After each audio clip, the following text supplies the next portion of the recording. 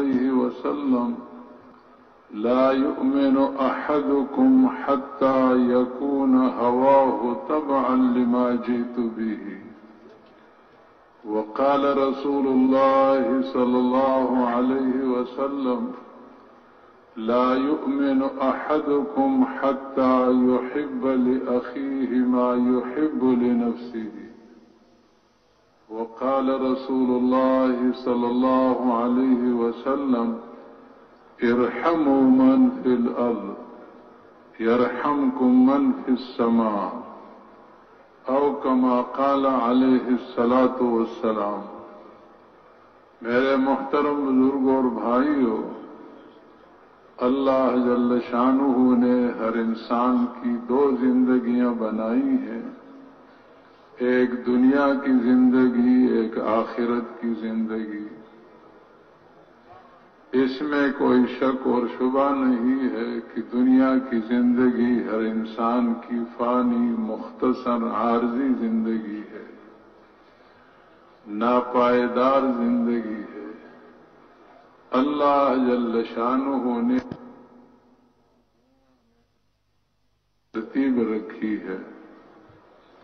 کوئی انسان دنیا میں آتا ہے، کافی لمبا عرصہ گزر جانے کے بعد اس کا بیٹا دنیا میں آ سکتا ہے، اور بہت لمبا اور گزر جائے تو پھر اس کا پوتا دنیا میں آ سکتا ہے۔ اللہ جل شانہ نے انسانوں کو دنیا سے منتقل کرنے میں یہ ترتیب نہیں رکھی۔ 100 سال کا دادا پر دادا زندہ پھر رہا ہوتا ہے، اس کا پوتا پڑ پوتا جوانی کے عالم میں دنیا سے جا رہا ہوتا ہے۔ موت ہر انسان کی اچانک آتی ہے، اور حدیث شریف کا مفہوم ہے اللہ جل شانہ نے دنیا تمہارے لیے پیدا کی ہے، تمہیں اللہ جل شانہ نے آخرت کے لیے پیدا فرمایا ہے۔ لقمان حکیم علیہ السلام نے اپنے صاحبزادے سے فرمایا میں نے زندگی میں آپ کو بڑی نصیحتیں سیکھی ہیں، میری زندگی کی آخری گھڑیاں معلوم ہوتی ہیں، چند نصیحتیں آپ سے کرتا ہوں، اس کو پلے باندھ لو، اس پر عمل کر لو۔ دنیا کے لیے اتنی محنت کر جتنی کہ تیری دنیا کی زندگی ہے، اور آخرت کے لیے اتنی محنت کر جتنی تیری آخرت کی زندگی ہے۔ یقینی بات ہے کہ دنیا کی زندگی تو خواب کے مانند کی زندگی ہے، جیسے آدمی خواب دیکھ رہا ہوتا ہے۔ حقیقی اور اصلی اور ابدی زندگی جو 10 لاکھ سال کی نہیں، کروڑ 10 کروڑ سال کی نہیں، ابد الآباد کی زندگی ہے، وہ آخرت کی زندگی ہے۔ فرمایا دنیا کی زندگی کے لیے، دنیا کی زندگی کے اعتبار سے محنت کر، آخرت کے لیے آخرت کے اعتبار سے محنت کر، وہ ہمیشہ ہمیشہ کی زندگی ہے۔ اور فرمایا تیسری نصیحت یہ ہے کہ گناہ ایسی جگہ کر لیا کر جہاں نہ تجھے اللہ دیکھ سکے نہ اللہ کے فرشتے دیکھ سکیں۔ یقینی بات ہے کہ ایسا کوئی خطہ دنیا میں ہے نہیں جہاں نہ اللہ کی نظر پڑتی ہو، نہ کرامن کاتبین ہوتے ہوں۔ اور چوتھی نصیحت یہ ہے کہ اللہ کی اتنی اطاعت کر جس قدر تو اللہ کا محتاج ہے۔ ہر انسان لقمہ اس کا منہ سے، حلق سے خیریت کے ساتھ معدے میں پہنچ جائے، اس میں بھی اللہ کا محتاج ہے۔ اندر کا سانس خیریت، عافیت، سہولت کے ساتھ باہر آ جائے، باہر کا انسان اللہ کے حکم کا محتاج ہے۔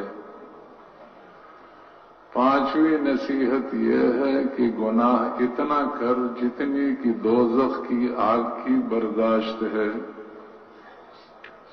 حدیث شریف کا مفہوم ہے دوزخ کی آگ دنیا کی آگ سے 70 گنا زیادہ گرم ہے۔ دنیا میں کمزور سے کمزور آگ کی اس انسان میں برداشت نہیں ہے۔ موم بتی کا شعلہ ایسا کمزور، اس طرح کمزور آگ کا ہوتا ہے کہ اس پر نہ سالن پک سکتا ہے، نہ روٹی تیار ہو سکتی ہے، نہ چائے پک سکتی ہے۔ اور کوئی مضبوط سے مضبوط آدمی، پہلوان سے پہلوان آدمی بھی 1 منٹ مسلسل اپنی انگلی کو اس پر تھام نہیں سکتا۔ تو دوزخ کی آگ دنیا کی طاقتور سے طاقتور آگ سے 70 گنا زیادہ گرم ہے۔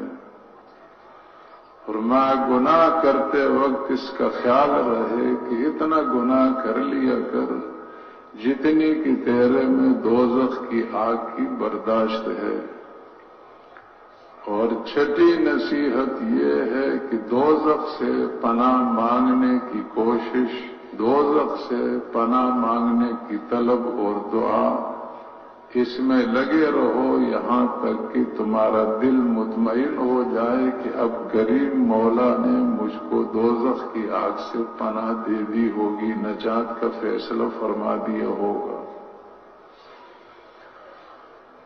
تو دنیا کی زندگی مختصر عارضی زندگی ہے، آخرت کی زندگی ہمیشہ ہمیشہ کی زندگی ہے۔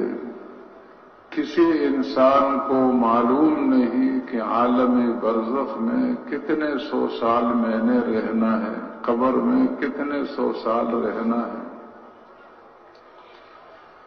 قبر سے اٹھ جانے کے بعد قیامت کا دن 50,000 سال کا ہے۔ حدیث شریف کا مفہوم ہے کہ جب قیامت کے دن سارے جنتی اللہ تعالی ہم سب کو نصیب فرمائے جنت میں چلے جائیں گے، اور اللہ تعالی ہم سب کو نجات نصیب فرما دے، سارے دوزخی دوزخ میں چلے جائیں گے، تو اللہ جل شانہ ایک فرشتہ بھیج دے گا جو جنت دوزخ کے درمیان میں ایسی جگہ کھڑا ہو جائے گا جہاں سے سب کو نظر آئے گا، سب کو اس کی آواز سنائی دے گی۔ یہ اللہ کی قدرت ہوگی۔ اس کے ہاتھ میں دمبے کی شکل کا ایک جانور ہوگا، وہ اس دمبے کی شکل کے جانور کو ذبح کر دے گا۔ دوزخیوں سے کہے گا سن لو تمہاری موت کو موت آ گئی، اب تمہیں کبھی موت نہیں آئے گی۔ جنتیوں تم بھی سن لو تمہاری موت کو بھی موت آ گئی اور تمہیں کبھی موت نہیں آئے گی۔ حدیث شریف میں یہ بھی آتا ہے کہ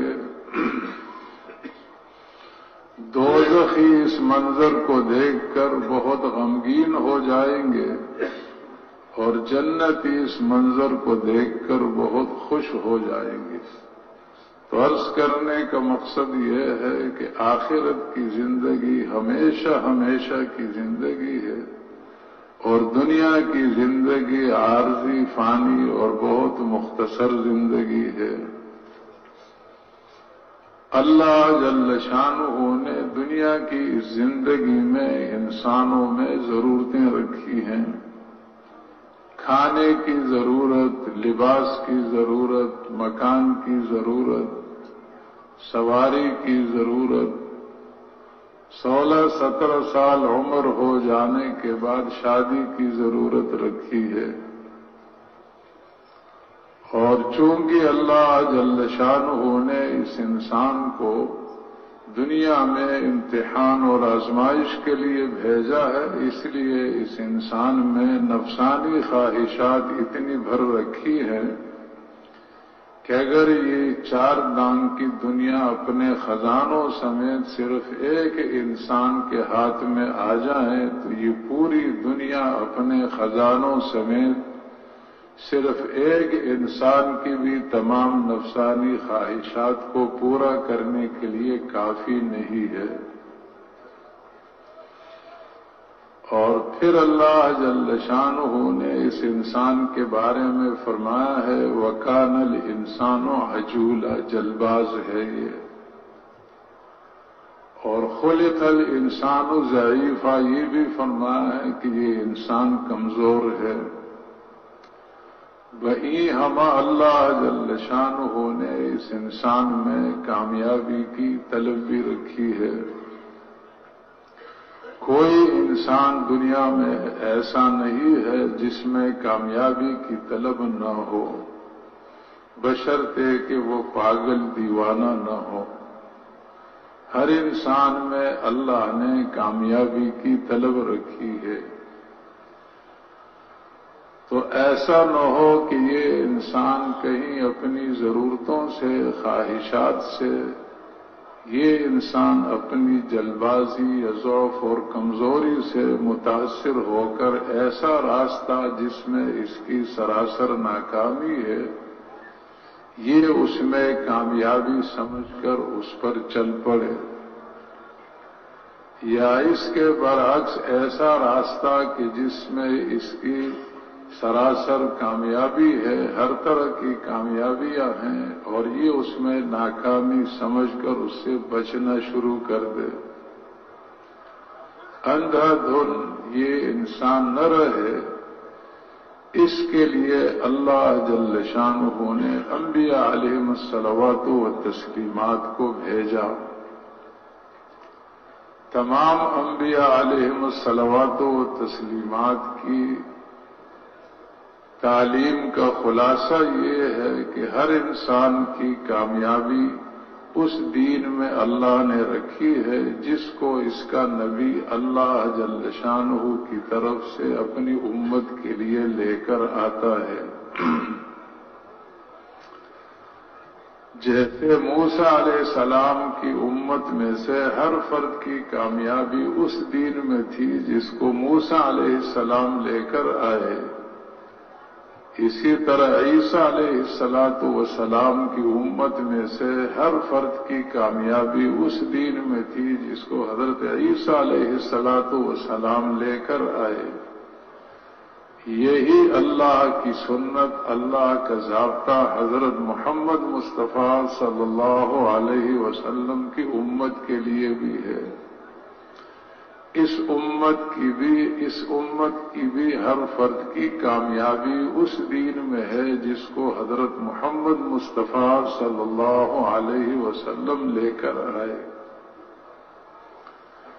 اور نہ صرف یہ کہ دنیا آخرت کی کامیابی دین میں ہے، دنیا کی کامیابی کے لیے بہت بڑے مال کی یا ایسے کاروبار، جائیداد کی شکل، عہدے منصب کی شکل کی ضرورت ہے جس کے ذریعے سے بہت بڑی مقدار میں مال ہاتھ میں آتا رہے تو انسان دنیا میں کامیاب ہو سکتا ہے۔ یہ بات نہیں ہے، بلکہ جس دین میں اللہ جل شانہ نے اس انسان کی قبر کو جنت کا باغیچہ بنانے کا وعدہ فرمایا ہے، اور قیامت کے دن لا خوف علیہم ولا هم یحزنون کا اس کو مصداق بنائے گا، اور قیامت میں عرش کے سائے کے نیچے جگہ دے کر نور کے ممبر اور مشک کے ٹیلوں کا اس کے لیے بندوبست فرمائے گا جس دین کی برکت سے، اور جس دین کی برکت سے حضرت محمد مصطفیٰ صلی اللہ علیہ وسلم تمام انبیاء علیہم الصلوات و تسلیمات کے امام اور سردار کے دست مبارک سے جام کوثر پہ جا کے حوض کوثر پہ جا کے جام کوثر پینے کی سعادت نصیب فرمائے گا۔ اس دین پر اللہ جل شانہ نے مرنے سے پہلے دنیا کی زندگی میں چین عطا فرمانے کا، سکون عطا فرمانے کا عزت عطا فرمانے کا اللہ جل شانہ نے وعدہ فرمایا ہے۔ ہر انسان چین سکون کی تلاش میں ہے، ہر انسان عزت کی تلاش میں ہے۔ چین سکون کا بھی وعدہ دین پر فرمایا ہے اور اسی طرح عزت کا وعدہ بھی دین پر فرمایا ہے۔ پھر انسان یہ چاہتا ہے کہ دنیا کی زندگی میں ایسا نہ ہو کہ کہیں میں زلزلے کی شکل میں اور سیلاب کی شکل میں، اسی طرح کسی اور آفت مصیبت کی شکل میں عذاب میں مبتلا ہو جاؤں۔ اللہ جل شانہ مجھے ایک پاکیزہ اور راحت والی زندگی نصیب فرما دے تو اس کا وعدہ بھی اللہ نے دین پر فرمایا ہے۔ من عمل صالحا من ذکر او انثى وهو مؤمن فلنحيينه حیاتا طیبا، جو نیک عمل کرے گا بشرطے کہ ایمان والا ہو، تو چاہے مرد ہو چاہے عورت ہو، اللہ جل شانہ بڑی تاکید کے ساتھ فرما رہے ہیں کہ ہم ضرور بھی ضرور اس کو حیات طیبہ نصیب فرمائیں گے۔ حیات طیبہ اس کو کہتے ہیں جس میں عذاب کی شکل نہ ہو، آفات مصیبات کی شکل نہ ہو، اس کو حیات طیبہ فرماتے ہیں۔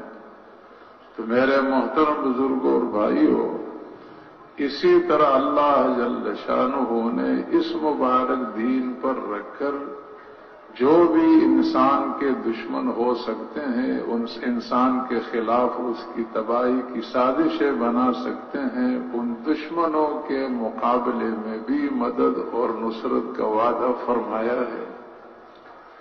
ان تنصروا اللہ ینصرکم ویثبت اقدامکم وَإِن تَصْبِرُوا وَتَتَّقُوا لَا يَضُرُّكُمْ كَيْدُهُمْ شَيْئًا، تم صبر اور تقوی اختیار کرو تو تمہیں تمہارے دشمنوں کا مکر و فریب، ان کی سازشیں، ان کی اسکیمیں تمہارے خلاف تمہیں ذرہ برابر بھی نقصان نہیں پہنچا سکتی۔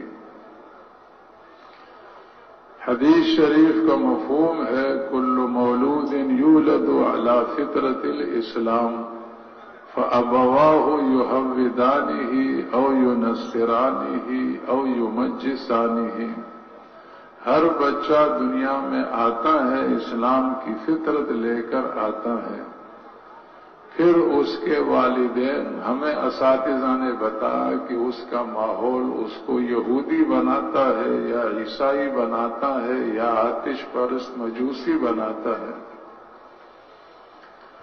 تو اس حدیث کے مفہوم کے مطابق انسان کی جو اپنی اصلی فطرت ہے وہ اللہ کا دین ہے،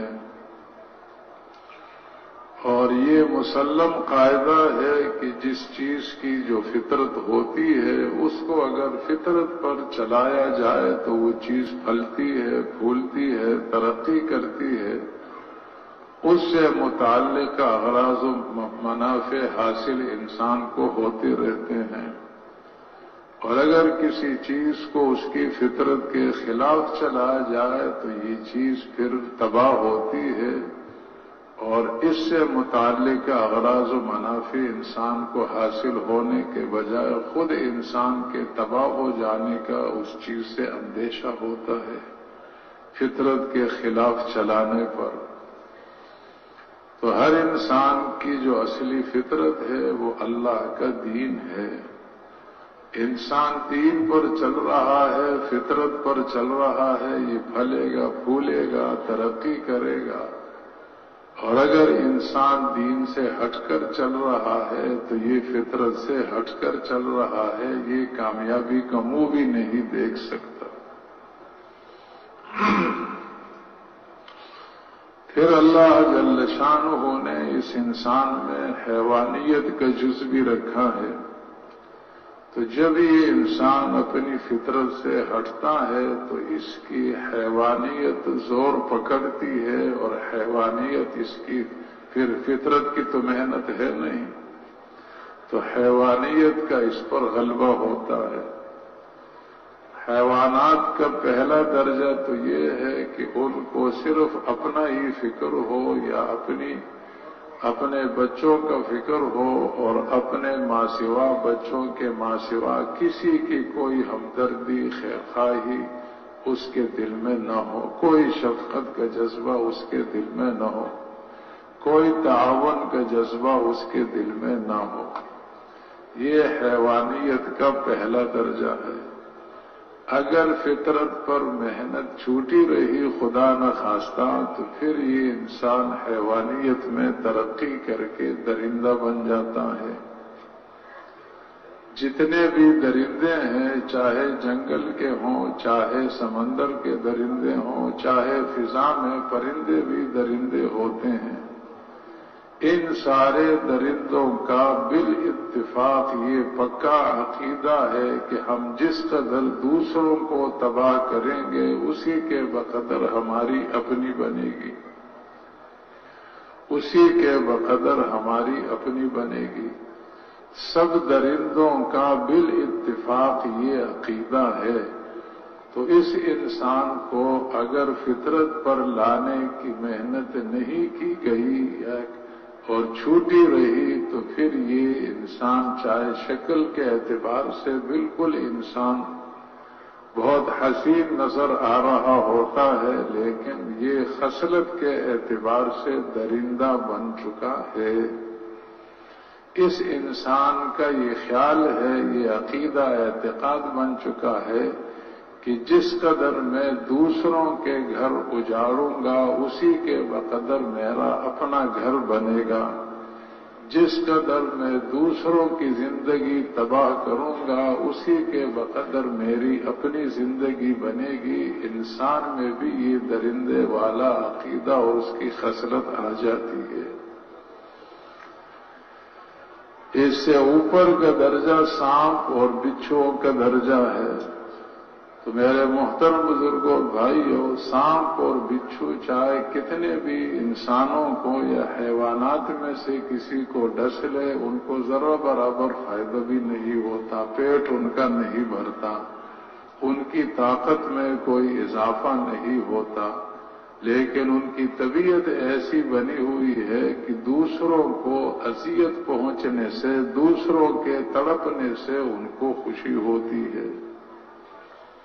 تو یہ انسان پھر فطرت سے جب ہٹ جاتا ہے اور فطرت کی محنت بھی کوئی اس پر کرنے والا نہیں ہوتا، فطرت پہ لانے کی محنت والا نہیں ہوتا، تو پھر یہ سانپ اور بچھو بھی بن جاتا ہے۔ تو میرے محترم بزرگوں اور دوستو، دنیا آخرت کی کامیابی اس میں ہے کہ انسان کو اس کے دین پر لایا جائے۔ اللہ جل شانہ نے اس انسان کو احسن تقویم میں ڈھالا ہے، اس کو قوت گویائی عطا فرمائی ہے، اس کی ساخت بڑی عجیب ہے، اس کو اللہ جل شانہ نے عقل سمجھ عطا فرمائی ہے۔ تو یہ ساخت اور اس کی عقل سمجھ اور اس کی قوت گویائی کی وجہ سے یہ انسان ایسا کر سکتا ہے کہ دل میں دوستی، دل میں دشمنی چھپا لے اور زبان پر دوستی کا اظہار کر کے ایسا اعتماد میں لے آئے کہ رات کے اندھیرے میں تنہائی میں لے جا کر دو آدمیوں کی مدد سے اس کو ذبح کر دے۔ انسان یہ کر سکتا ہے، دل میں کچھ، زبان پر کچھ۔ دوسرے حیوانات کی نہ یہ ساخت ہے، نہ یہ بناوٹ ہے ان کی، اور نہ ہی دوسرے حیوانات کے پاس قوت گویائی ہے، نہ عقل سمجھ اور تدبیر ہے۔ تو دوسرے حیوانات سے تو انسان اپنی مرضی کے مطابق اس جانور کی مرضی کے خلاف وہ صحیح کام کرا سکتا ہے، زبردستی ڈنڈے کے زور سے۔ انسان سے صحیح کام کا، انسان کو دین پر چلانا ہے تو یہ ڈنڈے سے نہیں ہو سکتا، किसी की बीवी नमाज नहीं पढ़ती, मारे 2-4 डंडे 2-4 जूते, ना की लकीरें खिंचवा दी, आइंदा में बिल्कुल इखलास के साथ और खुशू खुजू के साथ नमाज पढ़ूंगी, ये नहीं हो सकता। किसी का बेटा है नमाज नहीं पढ़ता, बाप अपने बड़े भाई की मदद से पकड़कर खूब पीटे, उसको तौबा करा दे उससे, मैं नमाज आइंदा पढ़ूंगा, ये खुशू खुजू इखलास से नमाज पढ़ने वाला बन जाए, नहीं हो सकता। हाँ, ऐसा कर सकता है कि भाई न नमाज पढ़ी न कुछ किया और हाथ पांव भी नहीं धोए, हाथ पांव धो के आके वालिद साहब को बता मैं नमाज पढ़ाया। या जो है वालिद साहब की दाईं तरफ ही बेवुजू नमाज में खड़ा हो गया और वापस चला आया। जब हम स्कूल पढ़ते थे, हेडमास्टर साहब की तरफ से ऐलान हुआ, 1958 की बात है, अय्यूब खान सदर बने थे, माशाल्लाह कायम हो गया था। अब पता नहीं क्या वजह थी, स्कूल में, हमारे स्कूल में ऐलान हुआ ज़ोहर की नमाज हर लड़का जो है वो जमात के साथ पढ़ेगा, जो नहीं पढ़ेगा 6 डंडे जुर्माना होगा और 6 डंडे सजा होगी और 6 आने जुर्माना होगा। 6 आने भी उस वक्त बड़ी बात थी। तो पहले दिन तो 1000 लड़कों में से कोई 30-35 के करीब लड़के नमाज में नहीं आए। हेडमास्टर बड़े जो है इंतजामी सलाहियत वाले थे, उन सब के नाम हेडमास्टर साहब के पास पहुंच गए। सुबह जो कौमी तराना लड़के पढ़ते हैं उसमें उन लड़कों को बुलाया गया 25 असातिज़ा के सामने, और इसी तरह 1000 लड़कों के सामने उनको हेडमास्टर साहब ने अपने हाथ से 6-6 डंडे मारे, 3 एक हाथ पर 3 दूसरे पर। थोड़ी देर के लिए तो शदीद सर्दी भी थी, जैसे कि उनके हाथ शल हो गए, और कहा कल 6 आने जुर्माना ले आओ वरना स्कूल से तुम्हें खारिज कर देंगे। 6 आने जुर्माना भी लिया है। उसके बाद सुनने में नहीं आया कि किसी लड़के ने स्कूल में होते हुए नमाज में हाजिरी न दी हो। लेकिन जो मेरे करीब बैठता था उसने मुझे एक दिन कहा 3 दिन हो गए मैं जाकर जमात के साथ नमाज पढ़कर आ जाता हूं और मुझे नहाने की हाजत है, सर्दी की वजह से नहाया नहीं जाता, मैं जुम्बी हूं। तो हमें तो मसले मसाइल मालूम नहीं थे। मैंने कहा तू तो मालूम होते हैं काफिर हो गया, जुम्बी होकर नमाज पढ़ते तो काफिर हो गया। उसने कहा चाहे मैं काफिर हो जाऊं ऐसे ही करता रहूंगा, हेडमास्टर साहब की 6 डंडे सजा मुझसे बर्दाश्त नहीं होती। तो इंसान चूंकि अहसन तक़वीम में है, इसलिए इसको जबरदस्ती दीन पर नहीं चलाया जा सकता है। अब मेरे मोहतरम बुजुर्गों और भाइयों, हर नबी ने मेहनत की इब्तिदा ईमान और यकीन से फरमाई है। सबसे अखीर में हजरत मोहम्मद मुस्तफ़ा सल्लल्लाहु अलैहि वसल्लम ने भी दावत दी और फरमाया या अय्युहन्नास क़ूलू ला इलाहा इल्लल्लाह तुफ़्लिहू, हे लोगों तुम कलमा पढ़ लो तुम कामयाब हो जाओगे। ये कलमा ला इलाहा इल्लल्लाह मुहम्मदुर रसूलुल्लाह कलमे मारिफत भी है, कलमे अब्दियत भी है। हर गैर का यकीन दिल से निकल कर अल्लाह की जात का यकीन दिल में पेवस्त हो जाए।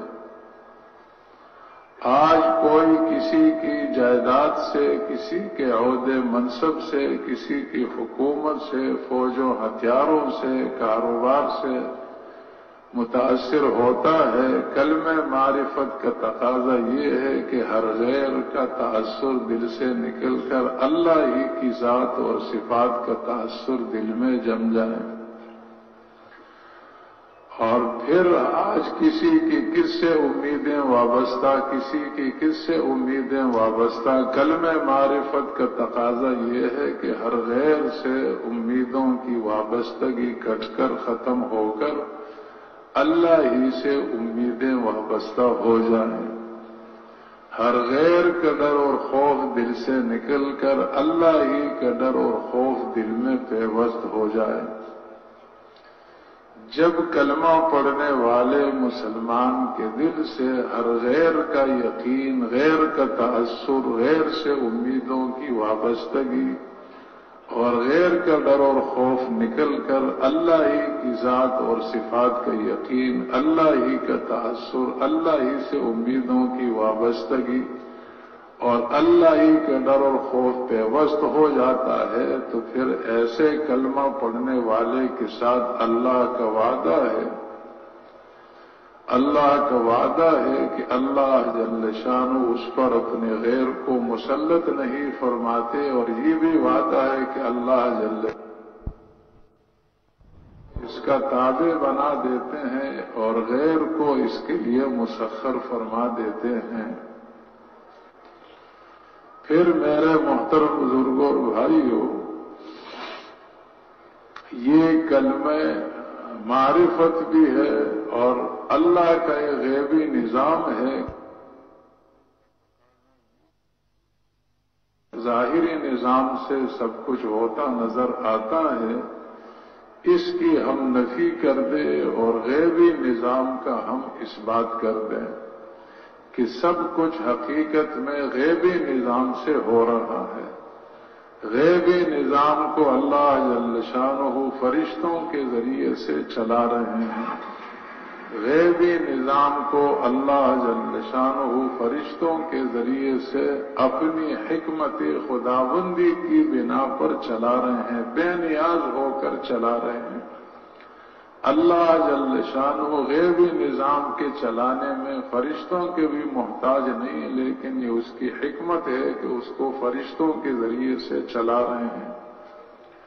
سورج پر فرشتے مقرر ہیں، ہواؤں پر فرشتے مقرر ہیں، سمندروں پر، پہاڑوں پر فرشتے مقرر ہیں، اور زمیندار اپنی زمین میں پانی لگا کر ہل چلا کر اسے نرم کر کے قابل کاشت بنا دیتا ہے، اس کا خیال بن جاتا ہے یہ قابل کاشت بن گئی، پھر اس میں بیج پھیلاتا ہے، ہر بیج کے پاس فرشتہ آتا ہے اور جس دانے کے بارے میں جس طرح کا تصرف کا حکم فرشتے کو ملتا ہے اس میں اسی طرح کا تصرف کرتا ہے۔ فرشتہ ان دانے سے پیدا ہونے دانوں سے اس وقت تک جدا نہیں ہوتا جب تک کہ جو دانہ جس کی مقدر میں لکھا اس تک پہنچانے دے۔ تو غیبی نظام پر ہمارا یقین آ جائے، آمنت باللہ، میں ایمان لایا اللہ پر، وملائکتہ، اور اللہ کے غیبی نظام پر ایمان لایا جس کو اللہ جل شانہ فرشتوں کے ذریعے سے چلا رہے ہیں، وہ کتبی، اور اس بات پر ایمان لیا کہ حقیقی علم وہی ہے جس کو اللہ جل شانہ نے آسمان سے انبیاء علیہ الصلوات و تسلیمات پر اتارا ہے، وہ حقیقی علم ہے، وہ آپ کی ہر قدم پر ایسی رہبری کرے گا کہ جب تم اس کے مطابق ہر قدم اٹھاؤ گے تو تمہیں اللہ سے ملا دے گا، تمہیں اللہ کی رضا حاصل کرا دے گا۔ حقیقی علم وہی ہے جو اللہ نے آسمان سے انبیاء علیہ السلام پر اتارا ہے۔ اور اسی طرح میرے محترم بزرگوں اور دوستوں، ورسلہ، اور حقیقی شخصیت، حقیقی مقام اور رتبہ اللہ کے ہاں پیغمبر کا ہے، کسی اور کا نہیں ہے۔ مال سے، ملک سے، حکومتوں سے، کاروبار سے کسی کا تشخص، کسی کی شخصیت، مقام اور رتبہ اللہ کے ہاں نہیں بنتا، چاہے وہ قارون جیسی دولت اکٹھی کر لے، چاہے نمرود اور جسی طرح جو ہے کا نام ہے شداد جیسی سلطنت اس کے ہاتھ میں آ جائے، سلطنت اور اسی طرح مال و دولت کی بنیاد پر کسی کی اللہ کے ہاں شخصیت نہیں بنتی. شخصیت اللہ کے ہاں پیغمبر کی ہے، وہ حقیقی شخصیت ہے. اور پھر اس انسان کی اللہ کے ہاں شخصیت ہے کہ جو پیغمبر کے رنگ میں جتنا رنگا ہوا ہو. امت کا اس بات پر علماء امت کا اس بات پر اجماع ہے کہ پیغمبر کے برابر کسی کا رتبہ اور مقام غیر پیغمبر کا نہیں ہو سکتا. اس پر بھی اجماع ہے کہ جہاں انبیاء علیہ الصلوات و تسلیمات کا رتبہ اور مقام ہے، اس کے بعد سب سے اونچا رتبہ اور مقام پوری انسانیت میں پیغمبروں کے علاوہ پوری انسانیت میں حضرت ابو بکر صدیق عنہ کا ہے. کیوں؟ اس لیے کہ تمام پیغمبروں کے، تمام انبیاء اور رسل کے امام اور سردار حضرت محمد مصطفیٰ صلی اللہ علیہ وسلم کے رنگ میں پورے رنگے ہوئے تھے. دوسرے نمبر پر حضرت عمر کا مقام ہے، تیسرے نمبر پر حضرت عثمان عنہ کا مقام ہے، چوتھے نمبر پر حضرت علی کرم اللہ وجہہ کا مقام ہے. تو اصلی رتبہ، اصلی شخصیت، اصلی مقام اللہ کے نزدیک پیغمبر کا، اور پھر جتنا جو پیغمبر کے رنگ میں رنگا ہوا ہے اس کا رتبہ اور مقام ہے. تو پھر والیوم الآخر، آخرت کے دن پر میں ایمان لایا کہ حقیقی زندگی وہی ہے جو آخرت کی ہے. والقدر خیرہ وشرہ من اللہ تعالی، ہر شر اور خیر یہ دونوں اللہ کی طرف سے ہیں. ایک یہودی نے عمر سے فرمایا کہ نہیں، خیر اللہ کی طرف سے ہے، شر اللہ کی طرف سے نہیں. فرمایا اگر خیر اور شر دونوں اللہ کی طرف سے نہ ہوتے تو میں مومن نہ ہوتا، تو یہودی اور گمراہ نہ ہوتا، مغضوب علیہم میں شمار نہ ہوتا. اور پھر میرے محترم بزرگوں اور دوستوں، مرنے کے بعد دوبارہ اٹھ جانے پر ہمارا یقین ہو، یہ کلمہ معرفت ہے اور کلمہ عبدیت بھی ہے. کلمہ عبدیت کا مفہوم یہ ہے کہ انسان کے دل میں جس اعتبار سے جو بھی جذبات ہو سکتے ہیں، تاجر ہونے کے اعتبار سے، زارع ہونے کے اعتبار سے، سردار قبیلے کا ہونے کے اعتبار سے، بادشاہ اور حاکم ہونے کے اعتبار سے، وزیر صدر ہونے کے اعتبار سے، جس اعتبار سے جو بھی جذبات دل میں ہو سکتے ہوں، ان تمام جذبات کو سامنے رکھ کر، ان میں سے کسی جذبے کو سامنے رکھ کر نہ زندگی کی ترتیب بنائے، نہ زندگی کا خاکہ بنائے، بلکہ ہر آن ہر گھڑی یہ کہے کہ میں اللہ کا بندہ ہوں، اللہ میرے معبود ہیں، ہر آن ہر گھڑی میں نے اس کو دیکھنا ہے، اللہ کا حکم کیا ہے. حضور اقدس صلی اللہ علیہ وسلم کا طریقہ اس میں کیا ہے؟ ہر آن ہر گھڑی اس کو دیکھنا کہ میں اللہ کا حکم پورا کروں، حضور کا طریقہ پورا کرنے والا بن جاؤں. یہ کلمہ عبدیت ہے. ہر نبی کی زندگی ساری انسانیت کو عبدیت سکھاتی ہے، ہر لمحہ ہر نبی کی زندگی کا عبدیت سکھاتا ہے. حضرت ابراہیم علیہ السلام کو خواب میں حکم ملا، جا کر اسماعیل کو ذبح کر کے آ جاؤ. ملک شام سے جہاں اسماعیل علیہ السلام تھے، مکہ مکرمہ میں، وہاں تشریف لے گئے. اس وقت شہر آباد نہیں ہوا تھا. ان کی والدہ سے کہا میں اس کو خلیل سے ملانے لے جانا چاہتا ہوں. ان کی والدہ نے ذرا اس کو تیار کر کے ساتھ بھیج دیا. اس خیال سے کہ عورت ذات ہے کہیں ممتا سے متاثر ہو کر رکاوٹ نہ بنے، تو توریہ قسم کی بات کی۔ انسان مرنے کے بعد اللہ سے ملتا ہے۔ ابراہیم علیہ السلام کے خلیل اللہ تھے، اللہ سے ملانے لے جا رہا ہوں، بات تو ٹھیک تھی، وہ سمجھی نہیں۔ ابلیس آیا اور ابلیس نے کہا کہ تمہیں پتا ہے کہاں لے کر گیا؟ کہ اپنے دوست سے ملانے لے کر گیا ہے، کہ نہیں، ذبح کرنے کے لیے لے کے گیا۔ حاضر علیہ السلام نے فرمایا کہ ابراہیم جیسے باپ بھی اپنے بیٹے کو ذبح کر سکتا ہے، ابلیس خبیث ہر جگہ جھوٹ بولتے، وہاں سچ بولنے پر مجبور ہو گیا، کہ اس لیے کہ اللہ نے حکم دیا ہے۔ ککریاں اٹھائی اور ان کو ماری کہ پھر تو ابلیس معلوم ہوتا ہے، اس لیے کہ اس خبیث نے یہ ٹھیکہ لیا ہے کہ اللہ کے حکم اور انسان کے درمیان رکاوٹ بنتا ہے۔ مختصر یہ کہ ابراہیم علیہ السلام نے ساری بشریت کو یہ سبق دیا کہ اسماعیل علیہ السلام جیسے لاڈلے بیٹے کے گلے پر چھری کو پھیرا جا سکتا ہے، اللہ کے حکم سے منہ نہیں پھیرا جا سکتا۔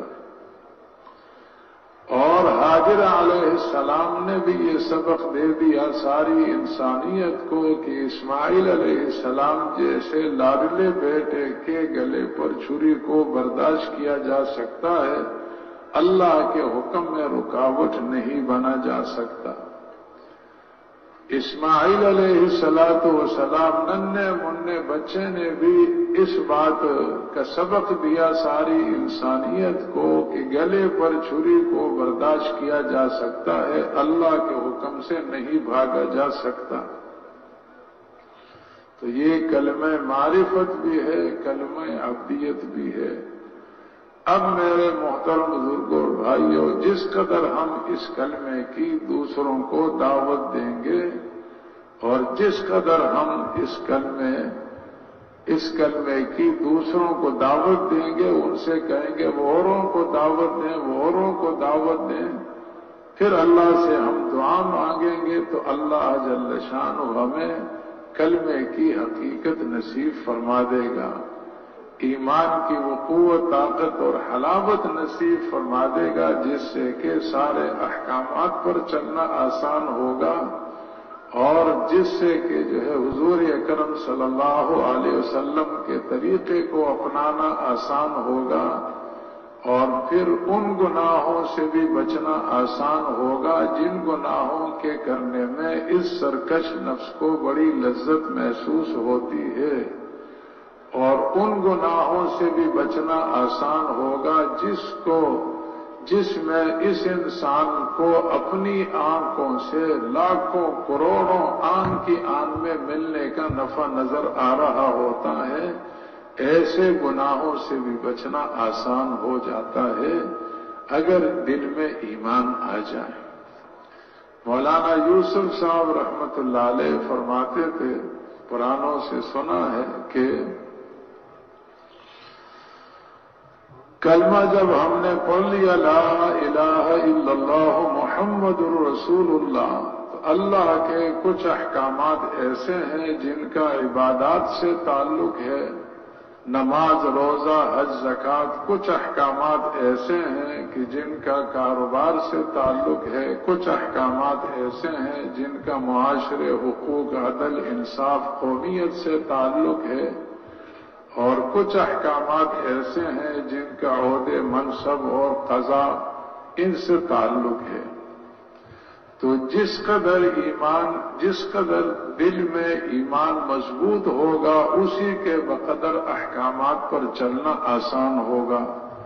کمزور درجے کا ایمان ہے تو صرف عبادات والے احکامات پورے کر سکے گا اور اس سے آگے کے احکامات پورے نہیں کر سکے گا۔ اگر یہ دیکھو کہ نماز، روزہ، حج، زکوٰۃ کی بھی پابندی نہیں ہے تو پھر اس انسان کا ایمان انتہائی کمزور ہے، بہت پھسپھسی، اور پتہ نہیں چند ٹکوں کے لالچ میں اسے بھی دے دے، یہ ایمان بھی اس سے بھی ہاتھ دھو لے، اس کے لیے بھی تیار ہو جائے، اتنا کمزور ایمان ہے۔ جو نماز نہیں پڑھ سکتا، کہ جس نماز کے بارے میں علماء کرام فرماتے ہیں کہ سب سے بڑا معروف کسی کافر کا کلمہ پڑھ کر اسلام میں داخل ہو جانا، یہ سب سے بڑا معروف ہے۔ دوسرے نمبر پہ سب سے بڑا معروف کسی مسلمان کا مرد ہو جماعت کے ساتھ، عورت ہو تو اپنے گھر میں اہتمام کے ساتھ فرض نماز ادا کر لینا۔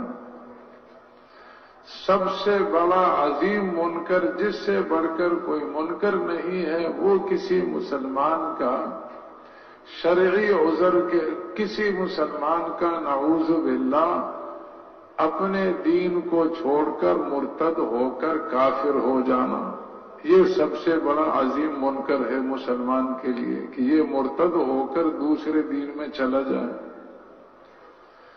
اور دوسرے نمبر پہ سب سے بڑا عظیم گناہ جو ہے وہ فرض نماز کو شرعی عذر کے بغیر چھوڑ دینا۔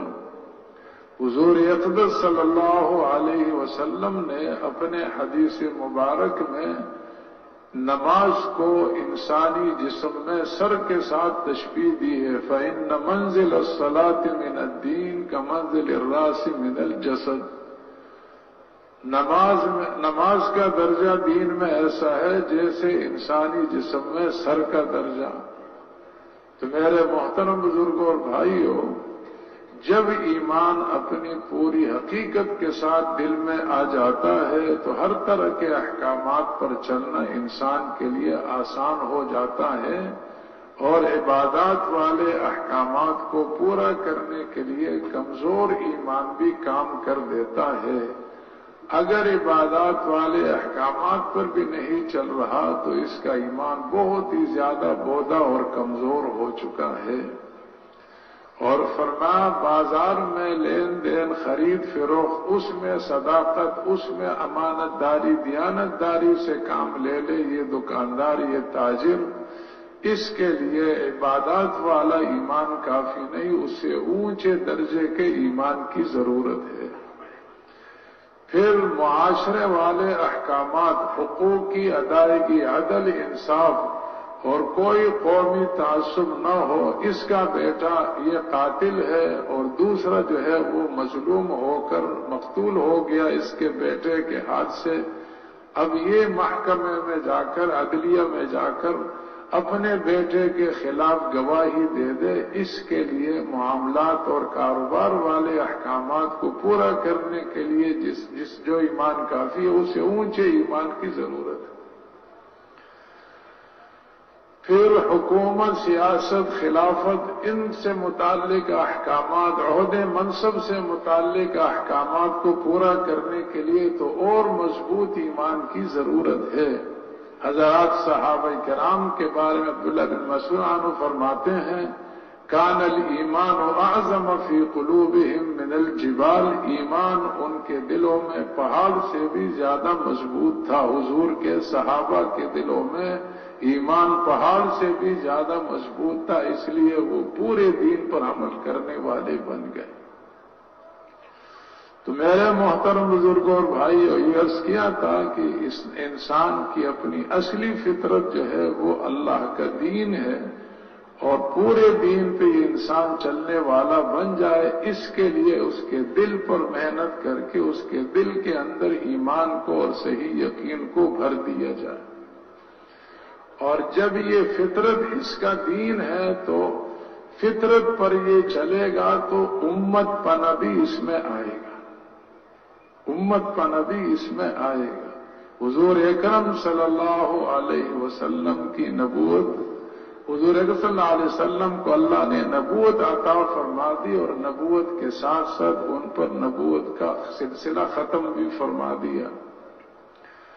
تو جس طرح حضور صلی اللہ علیہ وسلم نے دعوت والی محنت کو اپنی زندگی کا اصل راستہ بنا کر، اصل کام بنا کر کام کیا ہے، نیابت میں امت کو بھی یہی حکم ہے۔ مولانا علی میاں صاحب عربوں کی ایک مجلس میں خطاب فرما رہے تھے، لکھا ہوا میں نے پڑھ لیا تھا. انہوں نے فرمایا کہ ہر نبی کی نبوت اکہری نبوت تھی، بعثت تھی، اکہری بعثت تھی. حضور صلی اللہ علیہ وسلم کی بعثت جو ہے یہ دوہری بعثت ہے. نبی کی بعثت ہوئی ہے سارے انسانوں کے لیے بشیر اور نذیر بن کر، نبی اور رسول بن کر نبی کی بعثت ہوئی ہے نبی ہونے کی حیثیت سے. اور نبی کے اتباع میں امت کی بعثت ہوئی ہے، امت کی بعثت ہوئی ہے نبی کے نائب ہونے کی حیثیت سے، نبی کے متبع ہونے کی حیثیت سے. تو جیسے حضور کی بعثت ہے حضور کی نیابت اور اتباع میں، نبی نہیں ہے امت میں سے کوئی، لیکن نائب ہونے کے اعتبار سے امت کی بھی بعثت ہوئی ہے. تو میرے محترم بزرگوں اور دوستو، حضور صلی اللہ علیہ وسلم نے امت بنانے کی سعی فرمائی. اور امت بنے میں بنیادی چیز یہ ہے کہ جس کے دل میں جس قسم کے جذبات ہو سکتے ہیں ان جذبات پر نہیں چلنا، بلکہ ہر آن ہر گھڑی اس کو دیکھنا ہے کہ اللہ اور اس کے رسول کی منشا کیا ہے. ہم نہ اپنے ماں باپ کے ہیں، نہ اپنے کاروبار کے ہیں، نہ اپنے قبیلے کے ہیں، ہم کسی کے نہیں ہیں، ہم تو اللہ کے ہیں. اور اللہ کی نسبت سے اس کے ہیں کہ جس کا ہونا اللہ کو پسند ہے. اتنے ہیں جتنا ہونا اللہ کو پسند ہے. صحابی حاضر خدمت ہوئے، عرض کیا اللہ کے رسول مجھے آپ سے محبت ہے. فرمایا جاؤ اپنی ماں کا سر کاٹ کر لے آؤ. ایسے اٹھ کر چلے کہ اس کی چال میں کوئی شکن کوئی ضعف نہیں تھا. واپس بلایا، فرمایا میں رشتوں کو جوڑنے کے لیے آیا ہوں، توڑنے کے لیے نہیں آیا.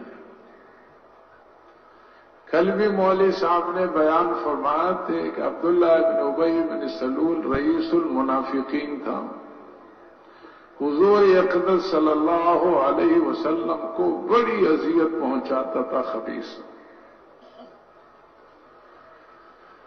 غزوے سے واپسی پر کہا، اعلان کیا لَإِن رَجَعْنَا إِلَى الْمَدِينَةِ لَيُخْرِجَنَّ الْأَعَزُّ مِنْهَا الْأَذَلَّ. اگر ہم مدینے خیریت سے لوٹ گئے تو اس مدینے سے ذلیل ترین لوگوں کو عزیز ترین لوگ نکال کے چھوڑیں گے. اپنے کو عزیز ترین کہا اور نعوذ باللہ حضور اور صحابہ کو ذلیل ترین کہا. ان کے بیٹے کا نام بھی عبداللہ تھا، وہ مخلص صحابی تھے. گھر کے دروازے میں کھڑے ہوئے ننگی تلوار لے کر. جب باپ گھر میں داخل ہونے لگا، کہو میرے سامنے کہ حضور عزیز ترین ہے اور آپ جو ہے ذلیل ترین انسان ہے، ورنہ زندہ نہیں جانے دوں گا گھر میں، کسی تلوار سے تیری گردن یہاں کاٹوں گا. ان سے یہ کہلوایا کہ اب گھر جا سکتے ہو. حضور صلی اللہ علیہ وسلم گزر رہے تھے، اس پر کچھ گرد و غبار پڑا یا نہیں پڑا. خبیث نے کہا کہ ابن ابی کبشہ نے مجھ پر دھول گرا دی، غبار ڈال دیا. اس قسم کی باتیں کرتا رہتا تھا. ان کے بیٹے کو شبہ ہوا کہ شاید حضور اکرم صلی اللہ علیہ وسلم میرے والد کو شاید کسی سے قتل کروا دیں. حاضر خدمت ہوئے، عرض کے اللہ کے رسول میں نے یہ سنا ہے کہ آپ میرے والد کو جو آپ کی شان میں گستاخیاں کرتا رہتا، اذیت پہنچاتا رہتا ہے، آپ اس کو قتل کروانا چاہتے ہیں. حضور اگر آپ کا یہ ارادہ ہے تو کسی اور سے کہنے کی ضرورت نہیں، مجھے آپ فرما دیں، میں جب کہو تو گردن کاٹ کے لا کے حاضر خدمت کر سکتا ہوں، خدمت میں پیش کر سکتا ہوں.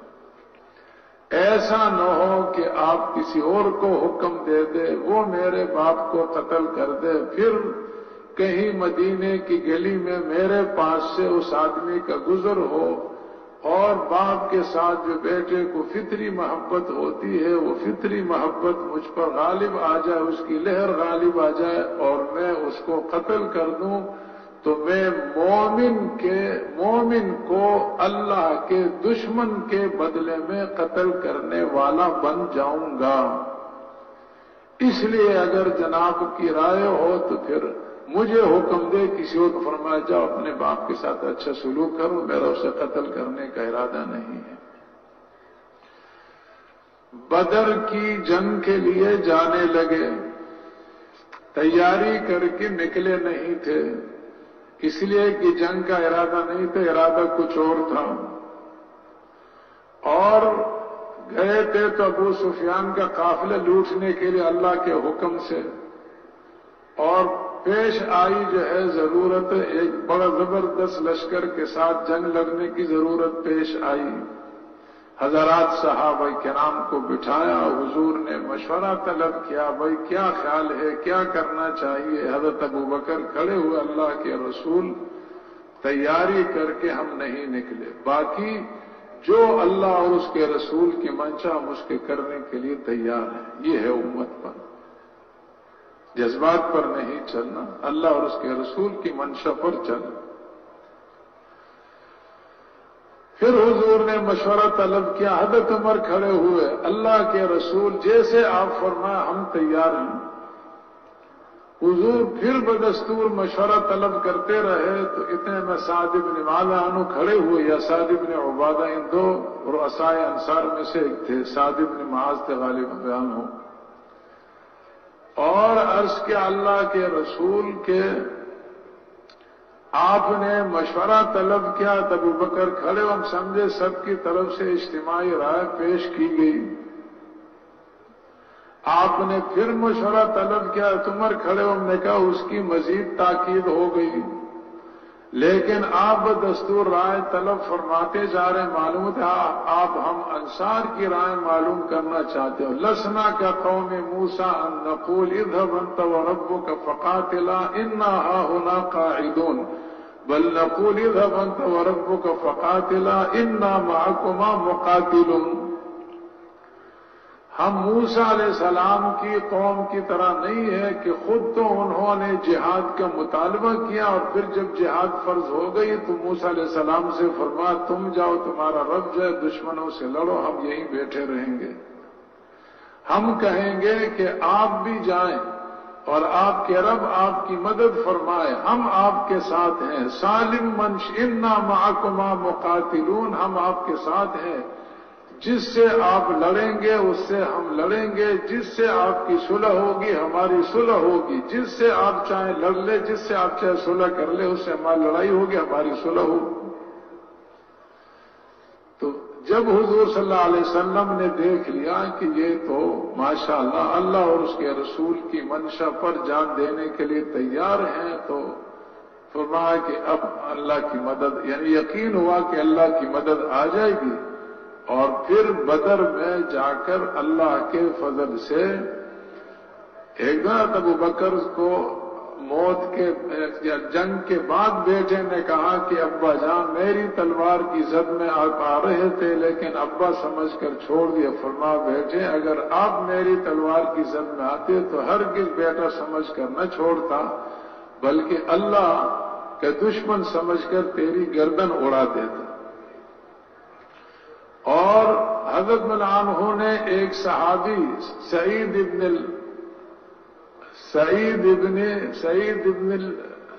خالد بن سعید بن العاص سے فرمایا کہ شاید آپ مجھ سے اس لیے ناراض رہتے ہیں کہ میں نے آپ کے ماموں کو قتل کیا، میں نے اس عاص کو قتل نہیں کیا جو تمہارے ماموں لگتے ہیں، میں نے اس عاص کو قتل کیا ہے جو میرے ماموں لگتے ہیں سگے،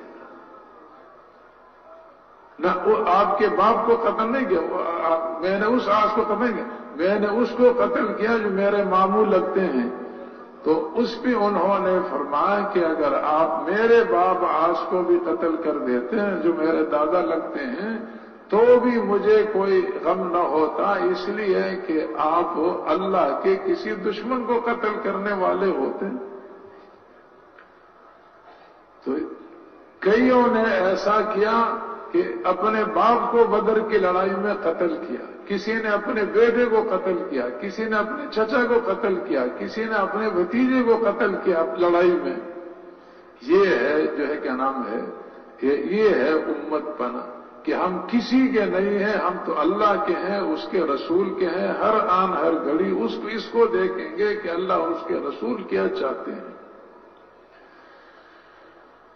صہیب عنہ روم کے تھے، سلمان عنہ فارس ایران کے تھے، حضرت بلال عنہ حبشے کے تھے، رنگ اور روپ اور پھر غلام بھی تھے۔ حضرت صہیب نے اس وجہ سے کوئی اجنبیت محسوس نہیں کی کہ میں روم کا ہوں۔ حضرت سلمان نے صحابہ میں اس لیے اجنبیت محسوس نہیں کی کہ میں ایران کا ہوں۔ حضرت بلال نے اس وجہ سے کوئی اجنبیت اور کوئی حقارت محسوس نہیں کی کہ میں غلام ہوں اور میں رنگ کا کالا کلوٹا ہوں۔ یہ ہے عبدیت۔ حضور اقدس صلی اللہ علیہ وسلم نے ان پر محنت فرما کر حضور کی مبارک تعلیم، حضور کی مبارک تربیت، حضور کی مبارک صحبت کی برکت سے ان میں امت پنا آ گیا کہ ہم سب کے ہیں۔ مدرسے کے مشورے میں ہم بیٹھے تھے، ایک قریب تھانے کا ذمہ دار، کوئی تھانے دار یا انسپکٹر تھا کوئی، وہ آ گیا اور اب انہیں مجلس کے ادب آداب کا کیا پتہ، انہیں دھڑلے سے کہا کہ میں اس لیے آیا ہوں کہ یہ بریلوی مکتبہ فکر کے لوگوں کے بارے میں آپ کا موقف کیا ہے، یہ معلوم کرنے آیا ہوں۔ معظم شیخ صاحب مدذلہ نے فرمایا بھائی بیٹھ جا۔ وہ بیٹھ گئے کہ بھائی ہم رب کے ہیں، رب ہمارے ہیں، ہم سب کے ہیں، سب ہمارے ہیں۔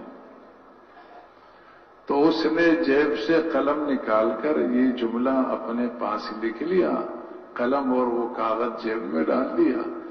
جو مولانا نے دعوت دینی تھی وہ سن لی، پوری توجہ سے تحیات کی شکل میں بیٹھے تھے، اور پھر اجازت لے کر بڑے ادب کے ساتھ وہ واپس چلے گئے۔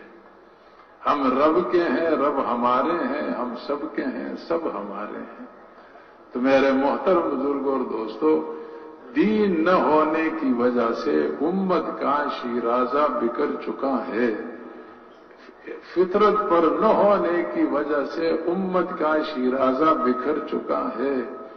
اب اس کا علاج صرف اور صرف یہی ہے کہ محنت کر کے امت کو دین پر لایا جائے، اور محنت کر کے امت کو دین کی محنت پر لایا جائے۔ جب اللہ سے سب کچھ ہونے پر، اللہ کے غیر سے کچھ نہ ہونے کے یقین پر امت متفق ہو جائے گی، اور دین میں ہی ہماری کامیابی ہے، اللہ کے احکامات